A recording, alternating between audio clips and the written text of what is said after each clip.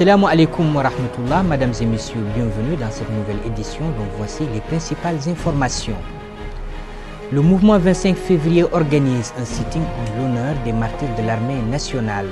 L'Union pour la République organise une conférence à l'occasion de la Journée mondiale du consommateur. Le président de l'Assemblée nationale soumet son initiative à la coordination de l'opposition démocratique. Les réfugiés maliens à Vassala, des drames racontés par les familles. Bienvenue. L'espace de la diversité culturelle à Nouakchott a abrité, dans le cadre des festivités commémoratives de la Semaine de la langue française, une cérémonie de projection de films et de spectacles sur des thèmes variés. Des personnalités importantes ont pris part à la cérémonie présidée par la secrétaire générale de la Commission nationale pour l'éducation, Mekfoula Ment Agat. Au cours de cette cérémonie, le discours intégral du secrétaire général de la francophonie a été lu devant le public. Écoutons-en cet extrait.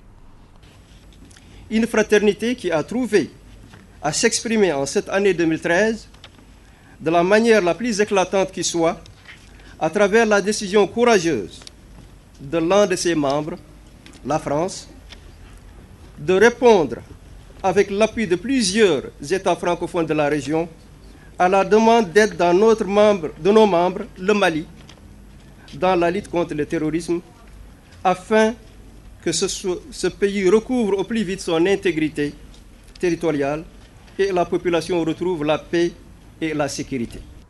Le chercheur en manuscrits mauritanien Hamahullah Oulmayaba a déclaré que les études sur les manuscrits sont rendues difficiles aux chercheurs en raison, dit-il, du retard pris. Le chercheur s'est prononcé au cours d'une conférence qu'il a présentée à Nouakchott au Centre culturel égyptien sur le thème « Les manuscrits de Chingit, des trésors scientifiques sous la menace de disparition ».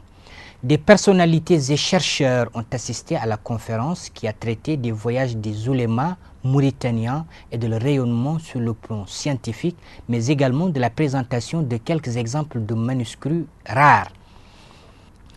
Le mouvement du 25 février a rendu hommage aux martyrs de l'armée mauritanienne au cours d'un sitting organisé près de la mairie de la commune de Tefrak Zeina. Des leaders du mouvement ont indiqué que leur combat n'est pas dirigé contre l'armée, mais plutôt contre les généraux influents qui, selon leurs propos, détournent les fonds publics attribués à l'armée nationale. Les manifestants ont brandi au cours de ce sitting des photos des défunts militaires de Tourine. Ce sit-in est un hommage posthume organisé par le mouvement 25 février pour saluer la mémoire des victimes de l'armée à Tourine, à Khallaouia ainsi qu'à Oujeft récemment. Notre message est que ces pauvres militaires meurent de cette manière sans que cela soit suivi d'enquête et sans qu'également un hommage leur soit rendu. L'on ne fait aucune prière funéraire pour eux, l'on ne respecte même pas les jours de deuil. C'est à cette période que l'on choisit pour annoncer de nouvelles promotions. Le bureau du Congrès international de la jeunesse islamique en Mauritanie a organisé une journée d'études au profit des étudiants africains inscrits dans les universités et instituts mauritaniens. Cette activité organisée dans le but de rappeler les fondements centristes de la religion islamique a vu la participation de plusieurs oulémas et penseurs mauritaniens. En marge de cette journée, les participants ont profité également d'un séminaire sur les aptitudes pour diriger. L'équipe de la faculté des sciences humaines et juridiques de l'université de Nouakchott a remporté le tournoi de football Yahya Ould Hamidoun. Ce tournoi a été organisé par le club de fraternité et de culture au sein de l'institut universitaire professionnel. L'équipe victorieuse s'est opposée en finale à celle de l'institut supérieur de la gestion et de l'administration. Cette rencontre s'est déroulée au stade olympique. 8 équipes ont participé à ce tournoi. La session de formation organisée au profit de 15 médecins dentistes est clôturée à Nouakchott. Cette session, née d'une initiative des médecins, s'inscrit dans l'objectif du renforcement de leurs capacités professionnelles et techniques pour accompagner les fulgurantes évolutions dans le domaine. Dans une allocution au cours de la clôture de cette cérémonie, le secrétaire général du ministère de la Santé a indiqué la disposition du ministère pour appuyer toutes les initiatives inscrites dans le domaine du renforcement des capacités professionnelles indispensables pour augmenter les expériences. Des attestations ont été distribuées aux participants. C'est une formation en orthodontie, une spécialité dentaire qui est connue, qui s'occupe du traitement des malocclusions, des encombrements dentaires et tout. Et cette formation est organisée par la faculté de médecine pour 15 chirurgiens dentistes mauritaniens. Elle s'est étalée sur une année de formation, une année universitaire 2012-2013, et elle est sanctionnée par un diplôme qui sera remis par le doyen de la faculté de médecine. Le commissaire à la sécurité alimentaire Mohamed Ould Mohamedou a déclaré que le gouvernement a augmenté plusieurs fois les salaires en mettant en place également un programme économique et financier destiné à renforcer le pouvoir d'achat des citoyens. Ce programme a coûté 45 milliards suivi de 60 milliards pour subventionner l'usage des hydrocarbures. Le commissaire s'est prononcé au cours d'une conférence de presse organisée par l'Union pour la République à l'occasion de la célébration de la Journée mondiale du consommateur. Plusieurs intervenants ont pris la parole lors de cette conférence qui a porté sur le renforcement de la culture du consommateur, garantie de son autodéfense.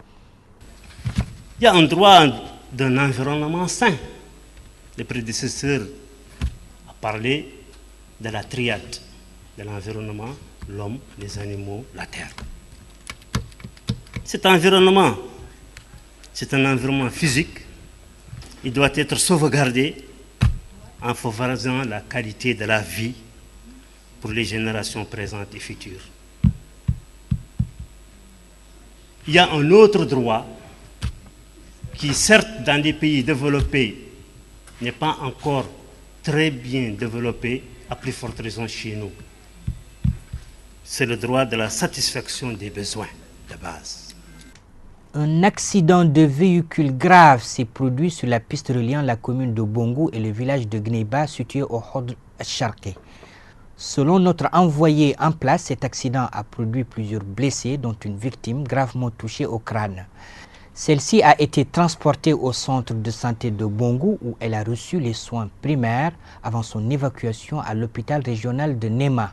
Le président de l'Assemblée nationale, Mes'oud Boulboulkhair, s'est réuni avec les leaders de la coordination de l'opposition démocratique en vue de leur soumettre officiellement son initiative. Cette rencontre intervient après la soumission précédente de la dite initiative aux acteurs de la majorité dans une tentative de regrouper autour de la table les acteurs de la scène politique mauritanienne divisés.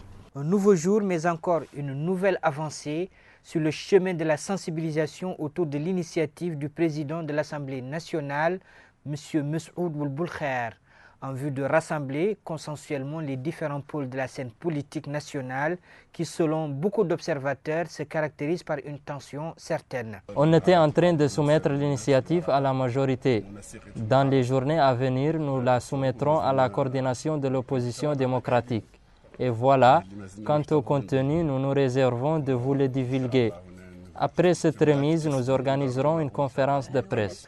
Après avoir soumis son initiative à la majorité avec laquelle il a également discuté de ces points, le voilà aujourd'hui présent chez les acteurs de la coordination de l'opposition démocratique qui, espère-t-il, répondront favorablement à son invitation pour trouver un consensus des acteurs politiques, une invitation à laquelle il a attribué le nom Mauritanie d'abord.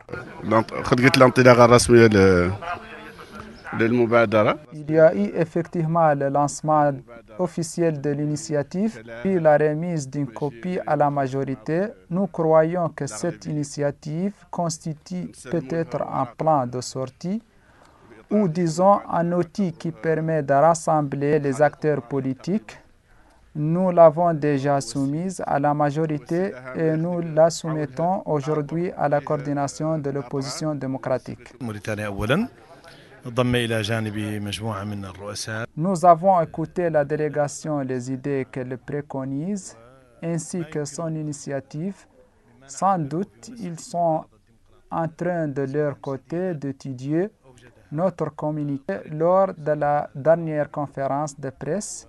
Nous sommes encore au début et aucune conclusion ne peut être tirée.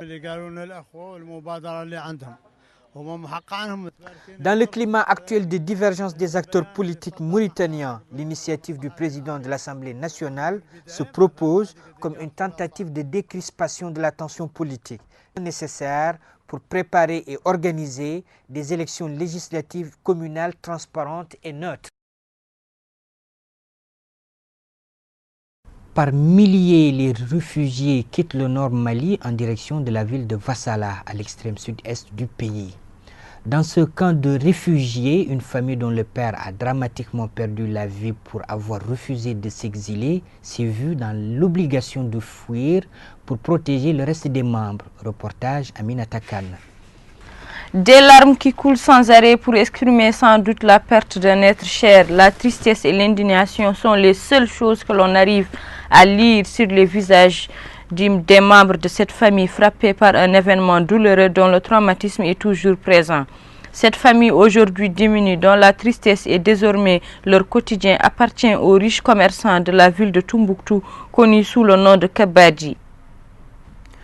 Depuis qu'on a su que les frontières ont été fermées, tous les propriétaires de terres et de bétail ont arrêté leurs activités. Le début de leur calvaire a commencé avec l'intervention militaire servale et l'armée malienne. Des sources rapportaient chaque jour que l'armée malienne pratiquait des exactions sur les Touaregs. Malgré cela, le vieux Kabadji a tenu à rester sur le terre de ses ancêtres, finalement y rester pour y trouver la mort.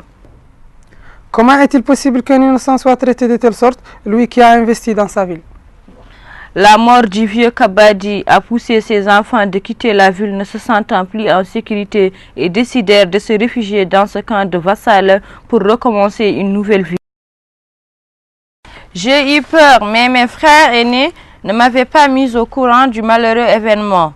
Je suis resté longtemps sans nouvelles de mon père, malgré toutes les tractations qui ont été faites de part et d'autre pour l'innocenter, mais cela n'a servi à rien.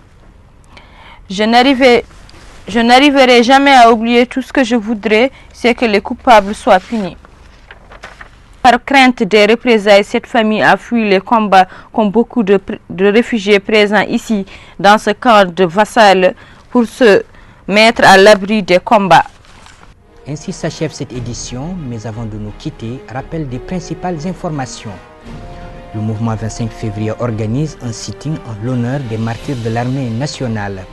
L'Union pour la République organise une conférence à l'occasion de la Journée mondiale du consommateur.